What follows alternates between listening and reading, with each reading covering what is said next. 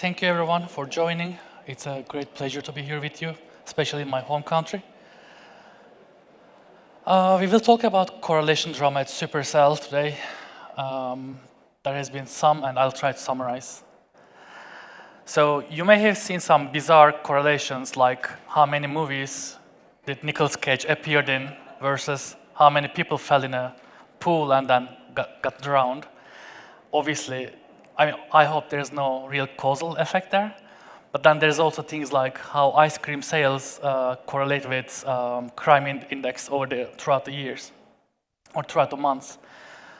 And obviously, again, mostly this is just not causality. So it's very tempting to make more causal claims like, hey, it's probably one of these variables affecting the other one. For example, one could say, ice cream sales actually affect the crime rates. But it turns out that usually not. There is usually a third hidden variable here, which is called the confounder. Confounder means a variable that can affect our potential input variable and also affects the output variable. And then it creates a fake association between these two variables. In fact, even if there's nothing. That's why you see the Nicolas Cage and the death in the same picture sometimes. And in our example, it turns out that weather is the confounder. So when the weather is nice, people go out. If it's warm, people get ice cream. Then when there are more people outside, then more chances that there will be some brawls, some fights, more probability that there will be some victim. And unless someone cuts in the ice cream line, then it might be actually not just correlation, but it might be a causal effect as well. And correlations can be really weird. So all these charts that you see, it's from the Datasaurus package. You see 13 different charts here. And each of these charts, if you think about the x and y axis, they all have the same averages, they all have the same standard deviations, and they all have the same correlation coefficient. So when it comes to statistical like summaries, they are identical. But if you look at it, there's a dinosaur, and then there is an X shape, and there's a circle, so they're all irrelevant clearly. Shortly about me, I'm Yasin Hatiboğlu, originally from Turkey. I done my studies in econometrics, mostly focusing on inference and prediction. I have worked at game companies for 10 years now. I worked at Sproing, then Supercell, seriously, then Rovio, mostly focusing on puzzle analytics as a data analyst and also a product manager. And I have been at Supercell for now 2.5 years. I've been supporting the portfolio-wide, basically all the games across the company. And I've been living in Finland for 8 years now. So I want to talk about, we just talked about correlations, and I want to talk more about technical performance issues in the games. And this wonder actually started with Squad Busters. You may have heard Squad Busters from Supercell. It was launched 1.5 years ago. So the interesting thing was, when the game was launched, or during the soft launch, we realized there was this kind of a gap between iOS and Android day one retention, and also in the following days. And again, it's very tempting to make conclusions before analyzing the details. So one may think, well, on average, we know that iOS devices are really way better in terms of technical performance. And Android is rather less powerful. Then we thought, could that be the reason? Then we did some analysis, and it turned out indeed on the Android devices, for example, we were seeing 50 FPS, and in iOS we were seeing 58 FPS. And FPS, by the way, means frame per second, which means on a given second on your screen, how many frames do you see? The higher is, the better. So I made this chart where we were checking the CPU benchmark score versus retention. And we are talking about day 30 retention. On the rightmost, we have Squad Busters. And these first 4 charts, they are different games from Supercell. and each dot shows one device, and the sizes show the volume of players we have. So it was surprising to see the CPU score, and CPU score is, well, it basically shows how powerful your device is. And you can see for Squad Busters, the correlation was so strong, whereas in the other games, it wasn't as much. And it was even funny, like for some games, it was straight line. For some games, it was declining. So initially, when we saw this chart, we were like, OK, so if we fix the technical issues in Squad Busters, we can fix the retention issues. But then I was thinking, but then what do we do about this one? Like, do we actually make the performance worse on purpose to increase the retention? And that's why correlation is a really dangerous thing to interpret. So after Squad Busters, we started thinking more about these technical problems. Then we checked other games, and we realized we have technical issues in other games as well. And those problems can be like long loading times. They can be device heating, or basically just frame per second. And when we did some improvements in Squad Busters, we realized, especially on the lower-end devices, the retention and business outcomes, like those metrics were affected significantly. And we also improved the high-end device performance, but then we saw no improvements in terms of business. And I think it's because it makes sense, because when the device already plays very well, you don't really see the improvement of 2 frames. But when you have a really bad device, then every frame counts, and that affects your player experience. Then we launched this Supercell-wide tech program called Asgard. And we wanted to make a difference with Asgard. Like, we wanted to make the tech a competitive edge for us. And we already knew from Squad Busters the great tech drives significant business results. And one core part about the program was we wanted to identify the issues that could and are affecting the player experience and fix them. Because player experience, it means not just monetization, it means retention, and retention means everything. So in short, Squad Busters was our wake-up call. And like I said about driving the business results, it's really important that I really like this saying, you can't manage what you cannot measure. And it's difficult to measure these things. Like, if we wanted to measure just FPS versus retention, we just saw like weird charts, so it's not as easy. So we went for a different direction. In statistics, there's this field called causal inference. So we started with the causal inference methods. So if you look at the overall, this is a study from Clash of Clans, and first thing I did was to correlate, okay, let's check FPS versus retention. And it turned out there's a negative correlation. So if we take the causal direction, it means let's make devices worse to increase retention, or the other way around, which doesn't make sense. But any guesses why?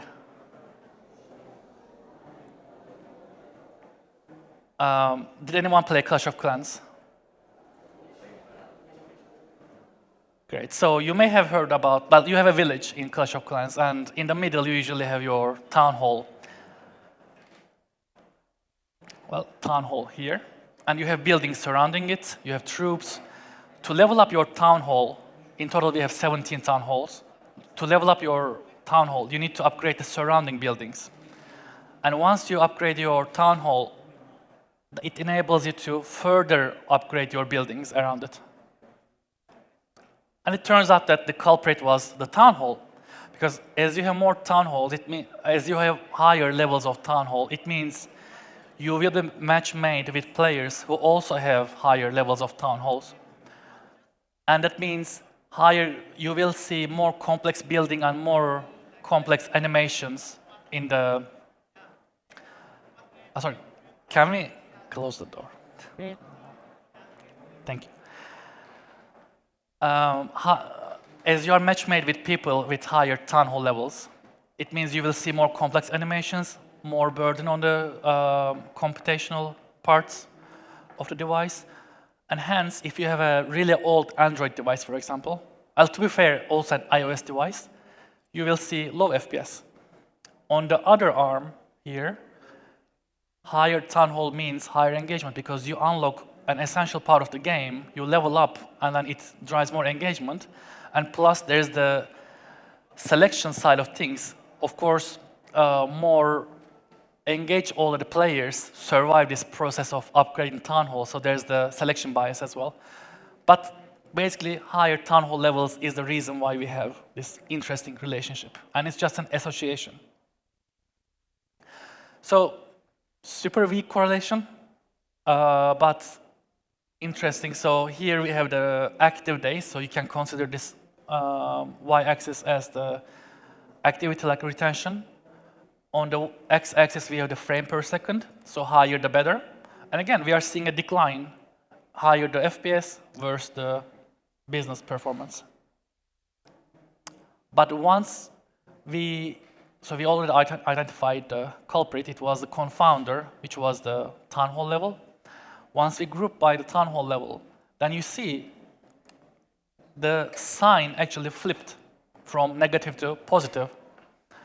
And this is actually so-called the Simpsons paradox. This phenomenon means when you look at the big picture, the results you see may flip after you take into account a third variable. And in this kind of study, it makes so much sense because we just said the culprit, the confounder, was the town hall level. Okay, so we talked about correlations. Let's talk about causality.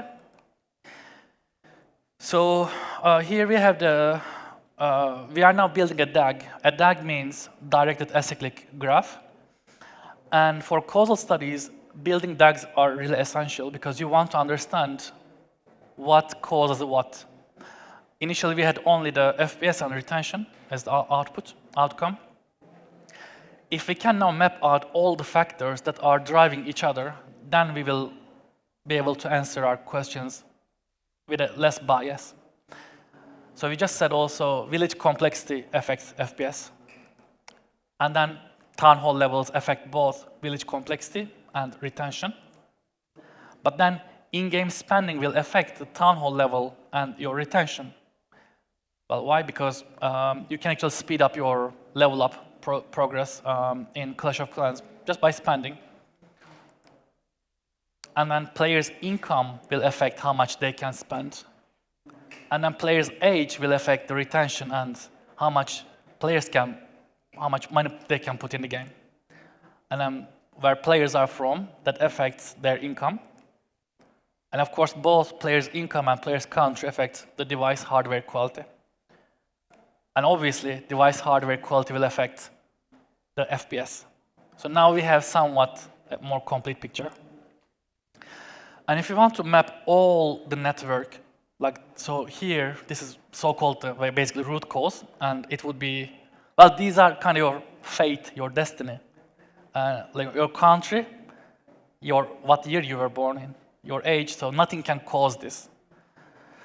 And then as you go to the right side, you see FPS and retention are at the end of the pipeline here.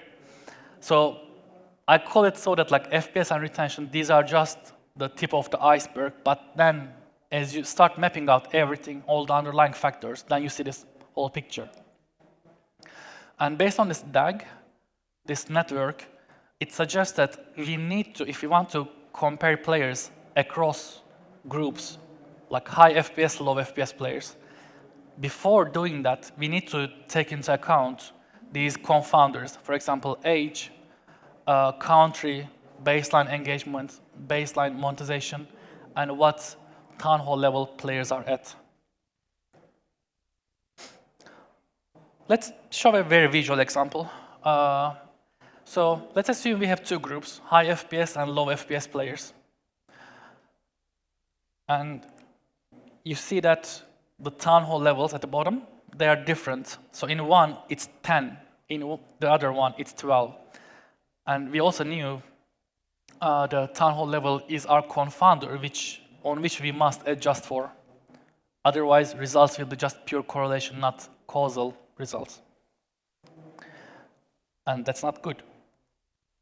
And so we want to adjust for these variables, or we want to balance the populations based on these variables. And what we mean by balancing is now if you look at the distribution of the revenue, town hall level, play time, and player age, with respect to whether players had low or high FPS, you can see that the underlying populations are very different. For example, if you look at the revenue, which could make sense, players with low FPS have less spent in the game. And once we match these populations, what we are achieving is, like, we will be able to actually emulate as if it's an A/B test, as if we could force players to randomly to say, like, okay, you guys have a low FPS device, you guys have high FPS device, and what we want to do is to understand how would this low FPS player behave if they actually all of a sudden have a high FPS device. And we need to do it based on historical data, because we don't have A/B test data. Okay, so now let's match, like, the trick is to find populations or subpopulations in our data and match these look-alike players. So here we have the both guy. Well, now we are visually matching, but of course in the game data, we do it just based on data. Then we had the giant, they are similar, somewhat. Then we had the chicken, they are somewhat similar. And then we have the Sally, they are similar. But then we have El Primo and Pekka. But unfortunately, there is no match for them in the low FPS group on the right side. So they are discarded from the data set. But now, groups look somewhat balanced to me. They look alike characters. And indeed, if you look at the town hall level at the bottom row, now we were able to adjust or match for the town hall level. And that means now the results we see for retention across groups, now they are comparable. And initially, this retention value for the high FPS group, it was 76%. Now it became 84%. And that's what we wanted to achieve. And once we balanced for these confounders, what happened was, as you see here, there was a serious imbalance. After we discarded players who don't have look-alikes across groups, then we removed them, and then we matched players who look like each other. And what that means is, let's find players who have the same spending in the game, who have the same town hall level, who have the same activity rates. So we are basically finding a player's kind of a twin in a parallel universe.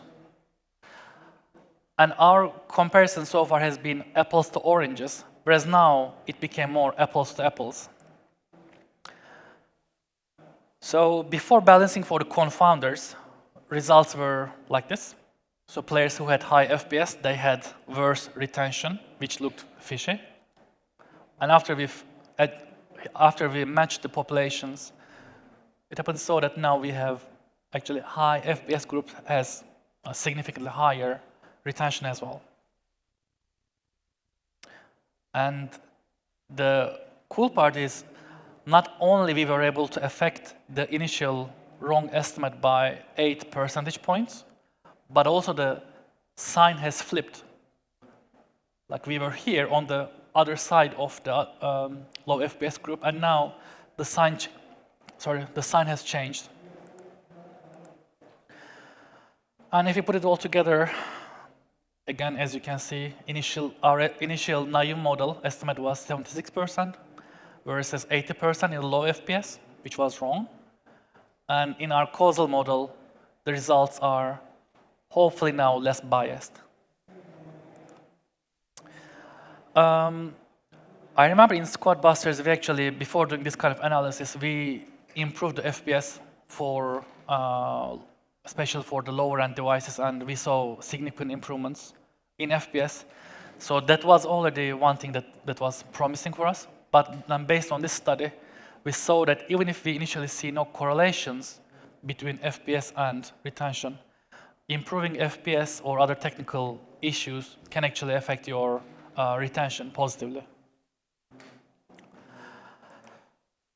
And my main takeaways from this has been, ideally, one should A/B test, I think, everything, if it's feasible. When I was in puzzle games, it was very feasible, and we pretty much A/B tested everything.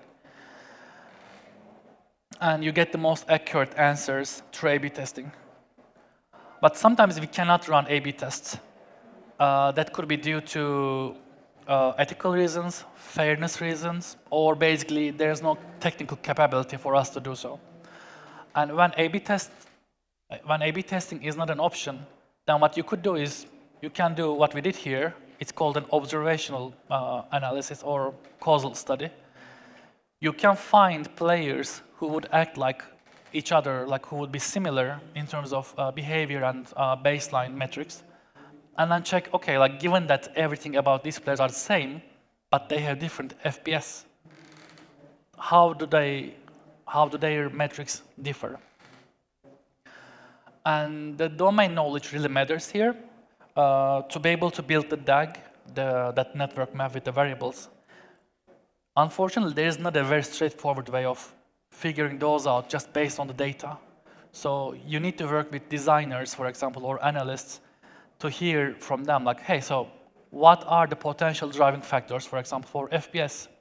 Let's say town hall. Okay, so, but then what drives town hall level increase? And so on, and you build all the network. And prioritizing your tasks and fixes. So this kind of analysis actually enabled us to get estimates like what is our annual loss because of the FPS issues in terms of like player loss or revenue loss. And then we were able to talk to our technical leads with these estimates and then tell them, okay, so you have the estimates now, and you can decide based on your backlog, based on the other priorities we have, should we address this first or later? And whether they do it right away or not, it doesn't matter. What matters is you can create value by helping them prioritize their work. And maybe they will have something more significant than this issue or not. And that was the part about the cost and benefit trade-off. How much time should we put into this FPS problem to solve it and increase our retention or revenue? But then let's think about other things that are waiting in the backlog. What if we first address them? Then what is the relative cost-benefit trade-off here? References, and that was it. Thanks so much, and happy to answer any questions you may have. Thank you.